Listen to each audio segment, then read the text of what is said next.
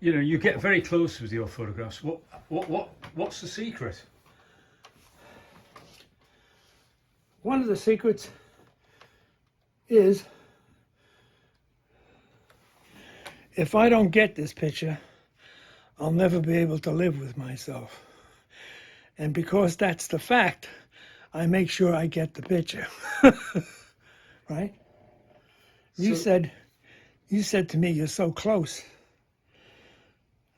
No, you didn't. You said something that, you mentioned something about the nose. I said to you, if you can't smell them, if I can't smell them, I can't shoot them. So I like to get the full whiff of their presence, you know.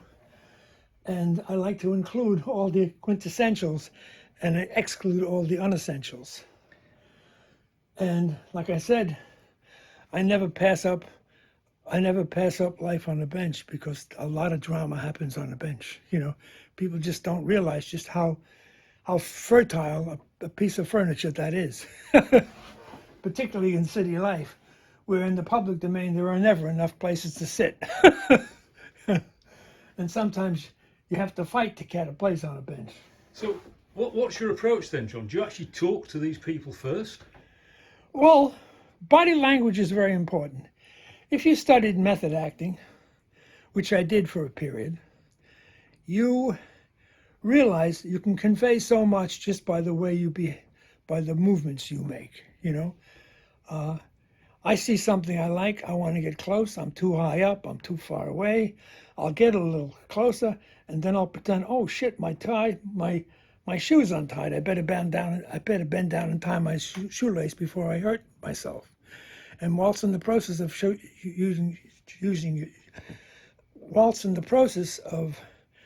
pretending to try your shoelace or retie your shoelace, you take a snap. But each case is different. You never know just what you're going to have to call on in order to get the picture. Have you ever got into any difficult situation where people have tried to attack you? Usually I'm a nice guy. I have a smile on my face. I don't look like I'm a detective trying to catch a husband or a wife or a spouse off guard. I'm very friendly. I like to talk to people. I like people. I mean, if you don't like people, you're in the wrong business. I engage them if I think it will help me and relax them and relax me. Sometimes I say, I hope you don't mind. You look very interesting, you know. I mean, I came across a guy not that long ago walking in England, and I couldn't believe his dress was just outrageously diverse and contradictory. And I said, I hope you don't mind, but you remind me of a photographer I used to know. And he said, oh, really? Because I said, who's that? I said, a guy called Ansel Adams. And he said, I look nothing like the guy. He knew something about photography. I said, yeah, but you dress like him. And his wife said, I agree with you. It's about somebody mentioned that to my husband. I said, don't get me wrong. I think it's wonderful. You know what I mean? So all of a sudden I was a good friend of theirs and friend of the family, and I was allowed to photograph them. I took a picture, didn't think much of it, but then I decided he's too good to miss. I haven't done him properly yet. So I followed him into a shop and photographed him in the shop, and I got an even better picture. And would you consider yourself a street photographer, John? No, I consider myself a photographer. I consider myself an author. I consider myself an artist. I consider myself many things, but not a street photographer. When I close my eyes and think of what does a street photographer look like, it's usually an elderly man with a couple of trays of chemicals, with a monkey on his back and a music box in front of him. That's the street photographer. He hustles people for chump change in order to make a living. I'm not doing that. I make no demands on other people. I'm actually thankful for their existence. And I walk away feeling very appreciated and honored having met them and having been able to capture something about them that tells us something about them and something about myself all at the same time.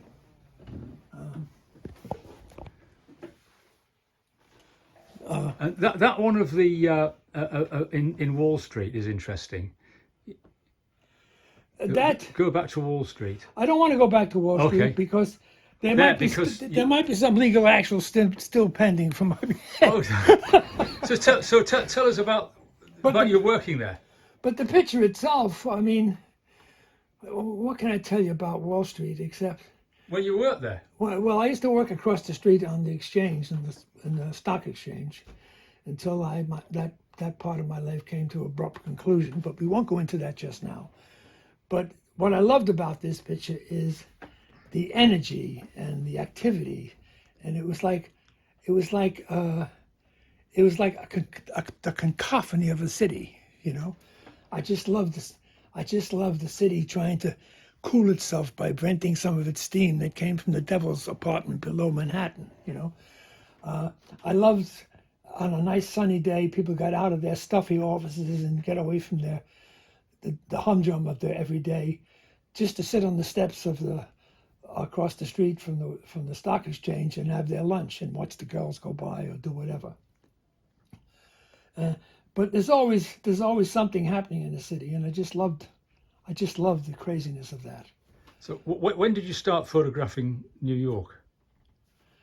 At about 14 years old, with my first camera, which I think was an August C3, and then my second camera, which was a Retina camera, which was a great little camera. I tend to lose that. I lost that over the skies of Manhattan one year, flying with a friend and wanting to get a clearer picture through the plexiglass windows of the airplane. But I didn't realize the ferocity of the wind when I pulled back the window to photograph.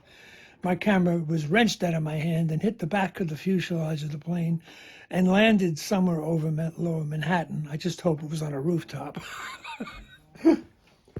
Oh, just let me get a closer look, John. Of what, that?